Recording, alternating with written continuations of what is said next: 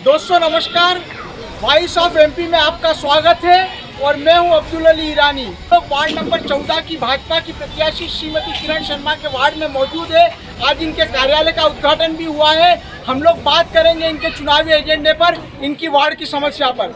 वैसे देखिए, भारतीय जनता पार्टी ने पिछले 7 वर्षों के अंदर इतना कार्य कराया है कि लगभग समस्याएं तो रही नहीं है, लेकिन वार्ड के अंदर क्योंकि वार्ड काफ़ी बड़ा है, जहां कोई समस्या अगर यदि हो रही है तो उसे स्वतः ही भारतीय जनता पार्टी प्रत्याशी होने के नाते जीत के बाद हम लोग इसे पूर्ण करने की कोशिश करेंगे। हमारे वादे तो ये है कि भारतीय जनता पार्टी जो कहती है वो करके दिखाती है।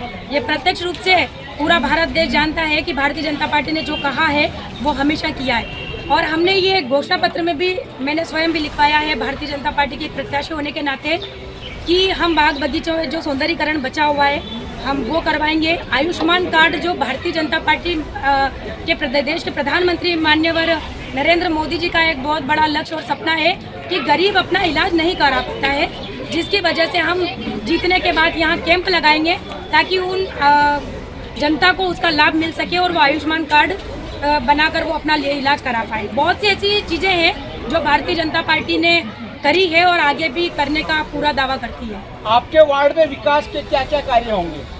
हमारे वार्ड के अंदर जिस प्रकार से जो नई कॉलोनियाँ बनी हुई है, जिसमें कहीं ना कहीं रोड की कमी है क्योंकि वो नगर पालिका के हैंड ओवर नहीं हुई थी, और अब जब वो हो जाएंगी तो स्वतः ही उनका जो सौंदर्यीकरण है, चाहे वो निर्माण कार्य, नाली, सड़क या सीवर लाइन ले लो, आप लाइट का ले लो, पेयजल की व्यवस्था, ये सारी चीज़ें हम करवाने का प्रयास कर रहे हैं। और वैसे पूर्व में भी हमने जो हमारे भारतीय जनता पार्टी के पार्षद थे उन्होंने करवाए।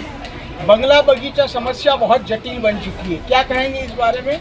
देखिए, बंगला बगीचा का समस्या का निदान माननीय मुख्यमंत्री शिवराज सिंह जी चौहान ने करने का स्वतः ही प्रयास किया है। जैसा कि आप सभी को पता है कि जो छोटे छोटे जो 1000 स्क्वायर फीट, 1500 स्क्वायर फीट के जो बंगले बगीचे के जो प्लॉट थे, उसमें हमने देखा है कि उसका निराकरण स्वतः ही किया है। बाकी जो बचे हुए 5000 स्क्वायर फीट के जो बंगले बगीचे के जो प्लॉट आ रहे हैं, उसमें कहीं ना कहीं 2000-3000 के जो प्लॉट है उस पर विचार चल रहा है। और पूर्व में भी ये बताया गया था कि हम इसका निराकरण करने की पूर्णतः कोशिश करेंगे। जैसे ही भारतीय जनता पार्टी की सरकार नगरीय निकाय चुनाव में आती है, वैसे ही पुनः इसको फिर से प्रक्रिया में लेकर उसका निदान करने की पूर्ण कोशिश रहेगी। भ्रष्टाचार बड़ी समस्या है नगर पालिका में, हर बात का पैसा रखता है। भ्रष्टाचार मुक्त नगर पालिका, रिश्वतखोरी से मुक्त नगर पालिका कैसे होगी?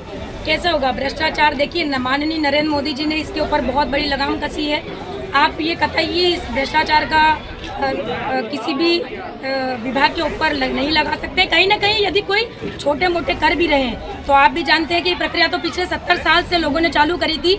आते आते आज उसका कहीं ना कहीं 25% मात्र बचा है। ये हम सब जानते हैं कि भ्रष्टाचार कुल मिला के 75% खत्म हो चुका है। अपने वार्ड के रहवासियों को शासन की किन किन योजनाओं का लाभ दिलाएंगी?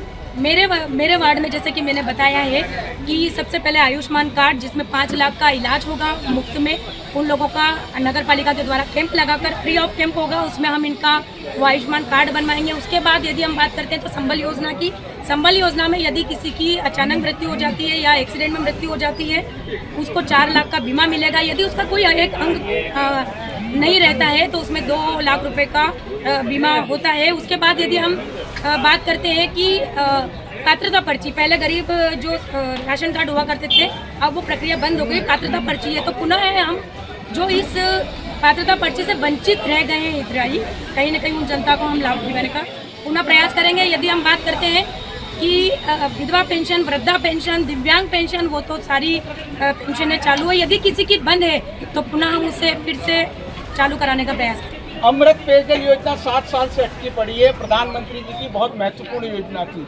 इससे नीमच वासी, आपके वार्ड वासी सब वंचित है, क्या करेंगे?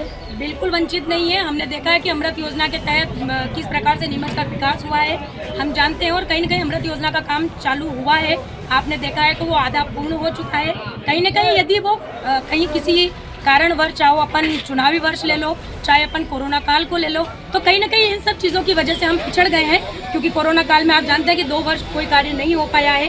स्वतः ही देश में इतनी बड़ी महामारी आई थी जिसको लेकर हम लोग शासन भी नहीं कर पाया, क्योंकि सभी लोग उसी चीज़ में लगे हुए थे। तो कहीं ना कहीं सबसे पहले हमारे देश की जनता कहीं ना कहीं इस कोरोना से बची है। इसलिए माननीय प्रधानमंत्री जी का बहुत बहुत हृदय से धन्यवाद करती हूँ पूरे देश की जनता की ओर से कि उन्होंने कोरोना के अंदर जो वैक्सीन लगवाए, जो रेमडेसिविर हमें उपलब्ध करवाए थे, उससे जनता बची है। जब हम बचेंगे तो हम विकास पूर्ण तरह से फिर से कायम और स्वतः उसको पूर्ण करने का प्रयास करेंगे। मैडम, लोग आपको नगर पालिका अध्यक्ष की दौड़ में देख रहे हैं, क्या कहना है आपका? देखिए, ये संगठन की बात है। संगठन ने मुझ जैसी छोटी सी कार्यकर्ता को प्रत्याशी बनाया है, तो मैं संगठन के बिल्कुल उस पर खरी उतरने की कोशिश करूंगी। जो विश्वास उन्होंने मुझ पर जताया है, मैं उसे पूर्ण करने का स्वतः प्रयास करूंगी। रही बात कि अध्यक्ष की, तो वो संगठन तय करता है, उसमें मैं कोई बात नहीं करना चाहूँगी। भाजपा की क्या संभावना मानते हैं? बिल्कुल 40 के 40 वार्ड हम जीतेंगे, ये मैं आपको दावा करती हूँ कि भारतीय जनता पार्टी बहुमत से फिर से अपनी सरकार नीमच नगर पालिका के अंदर बनाएगी। और मेरी नगर पालिका नीमच के अंदर 40 वार्ड में जो प्रत्याशी हैं वो स्वतः ही पूर्ण बहुमत से जीत कर आएंगे, जिसकी हम कल्पना नहीं कर सकते हैं। धन्यवाद किरण मैडम। वॉइस ऑफ एमपी के लिए कैमरामैन अंकित यादव के साथ अब्दुल अली ईरानी की रिपोर्ट।